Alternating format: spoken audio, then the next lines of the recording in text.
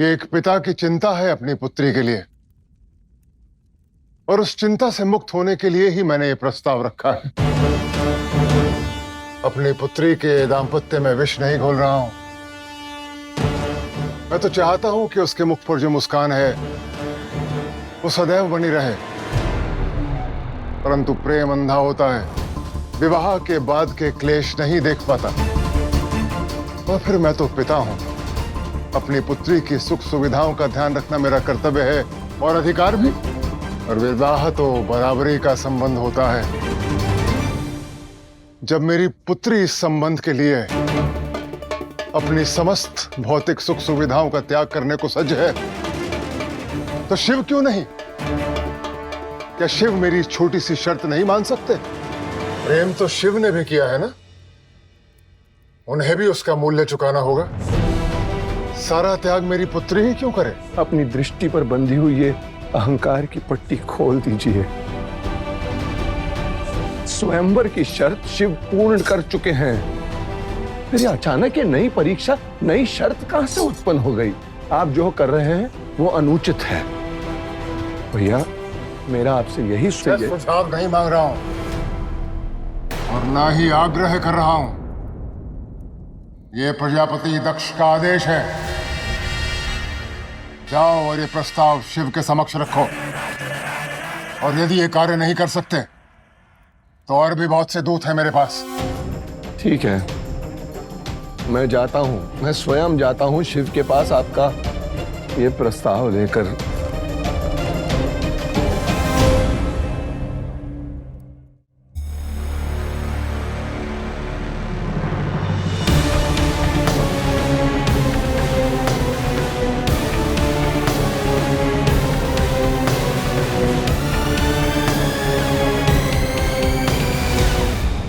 लो, हो गई हल्दी।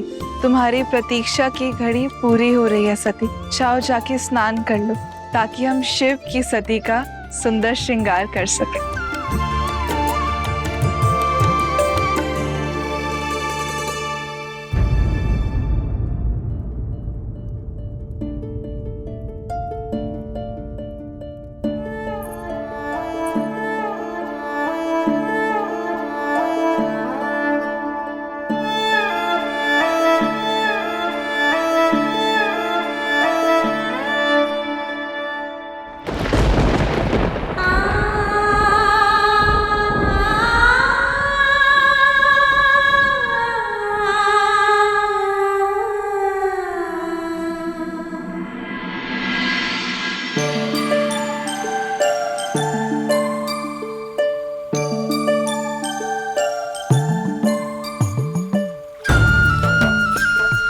अरे अरे अरे अरे अरे कितनी ठंडाई पियोगे?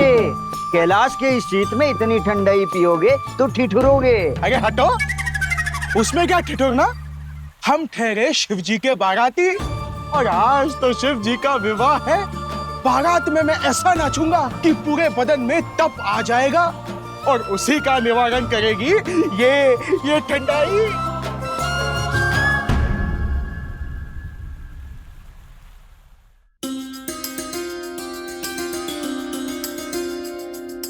माँ, कुछ ही क्षणों में मैं आपसे दूर चली जाऊंगी और आप मुस्कुरा रही हैं। आपको मेरे जाने का दुख नहीं है? आप मेरे जाने से प्रसन्न हैं? प्रसन्न तो मैं हूँ पुत्री, और इसके दो कारण हैं। एक कि तुम्हारा वर योग्य है, और तुम्हारा प्रेम भी। और दूसरा कि विवाह के पहले हर स्त्री पुत्री होती है, परंतु विवाह के बाद वो अपनी माँ की सखी बन जाती है। मुझे तो एक नई सखी मिलने वाली है, मैं दुखी क्यों होंगी बताओ?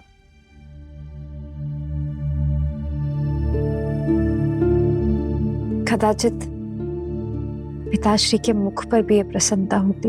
ऐसी बात नहीं है सती, वो तुम्हारे लिए प्रसन्न है। बस यही चिंता है कि तुम कैलाश में कैसे रहोगी। और हर पिता को थोड़ा भय होता है कि कहीं विवाह के बाद पुत्री केवल पति की ही ना होकर रह जाए। और तुम्हारा विवाह महादेव से होने जा रहा है।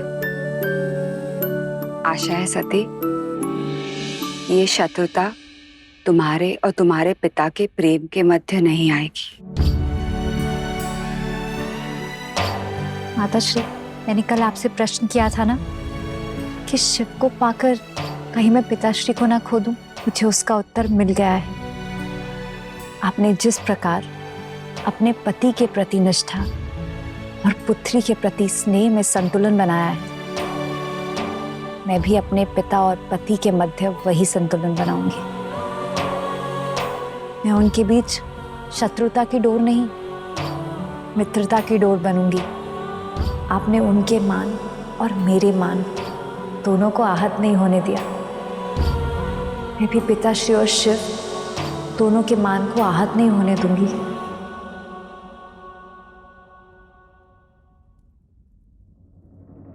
अश्रु क्यों माता?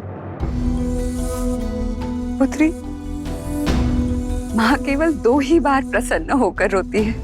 एक जब जन्म के बाद वो अपने संतान का भोला मुख देखती है, और दूसरा जब उसकी संतान सयानी हो जाती है।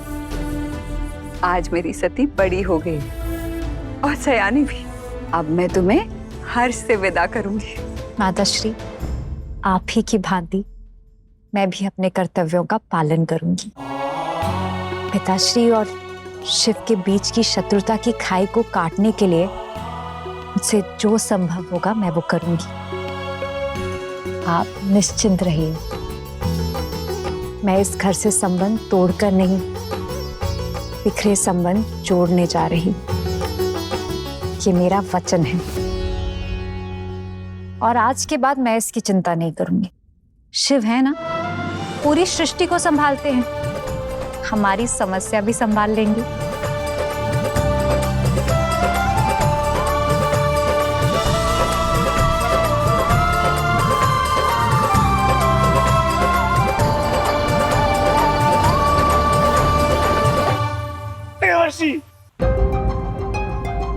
कैसा लग रहा हूँ मैं?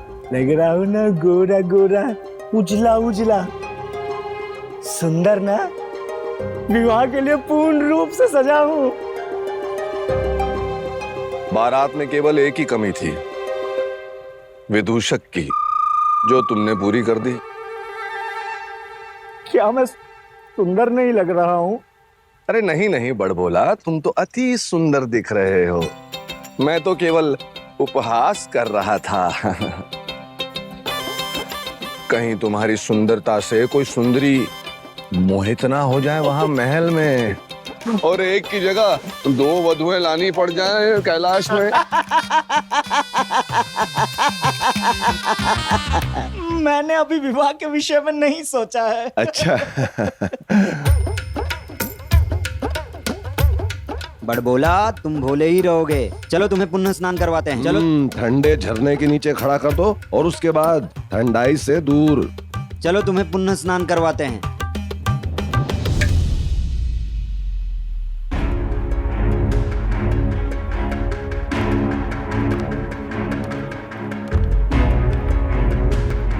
प्रणाम प्रभु।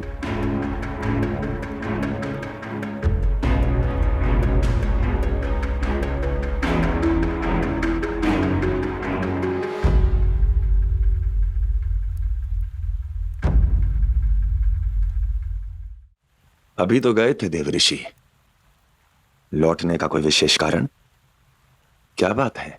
प्रभु, आपको भी बताना पड़ेगा, आप तो सब जानते ही हैं, किंतु मैं दूत हूं और अपना कर्तव्य निभाऊंगा ही निभाऊंगा। तो अपना कर्तव्य निभाइए। प्रभु, प्रजापति का एक संदेश है। उनका मानना है कि जब प्रेम आपने और उनकी पुत्री दोनों ने किया है, तो उसका मूल्य उनकी पुत्री देवी सती ही क्यों चुका है। उन्हें चिंता है प्रभु कि महलों में पली बड़ी उनकी प्रिय पुत्री यहाँ सारी सुख सुविधाओं से वंचित हो जाएगी। ये उनका सोचना है प्रभु। और वो ये भी कह रहे हैं कि कैलाश में कहां सती को महलों वाला सुख मिलेगा। इसलिए प्रभु इसी समस्या के सुझाव स्वरूप उन्होंने एक प्रस्ताव भेजा है प्रभु। यदि आप सज्ज हैं तो मैं बताऊं। भूमिका मत बांधिए देवऋषि, स्पष्ट कहिए, मैं सुनने को सज्ज हूं। ऐसा है प्रभु कि प्रिय दक्ष भैया आपसे अपनी सारी शत्रुता भुलाने को सज्ज हैं। वो आपको अपने जमाई की तरह पूर्ण रूप से स्वीकार भी लेंगे। परंतु क्या देवऋषि? परंतु उनका प्रस्ताव यह है कि विवाह के बाद आप कैलाश छोड़कर उनके महल में रहें।